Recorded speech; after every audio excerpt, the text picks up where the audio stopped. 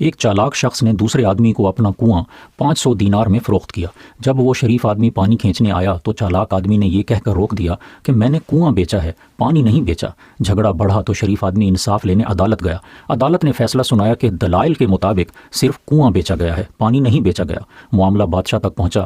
رودات سن کر بادشاہ نے چالاک آدمی سے کہا، تمہاری دلیل کے مطابق پانی واقعی تمہارا ہے، لیکن چونکہ تم نے اپنا پانی دوسرے آدمی کے کنویں میں کئی ماہ سے رکھا ہوا ہے، تمہیں اس کا کرایہ ادا کرنا ہوگا۔ اب تک کا کرایہ 500 دینار ادا کرو اور اپنا پانی فوراً کنویں سے نکال لو، ورنہ مزید کرایہ ادا کرنا ہوگا۔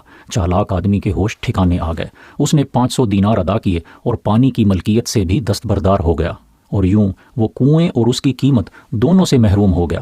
آج بھی جو چالاک لوگ اپنی عجیب دلیلوں سے دنیا کی عدالتوں میں کامیاب ہو جاتے ہیں، ایک روز انہیں بھی بادشاہوں کے بادشاہ کے سامنے پیش ہونا ہے۔ اور ہاں، وہاں بھی ایک کنواں ہے جسے حوض کوثر کہتے ہیں۔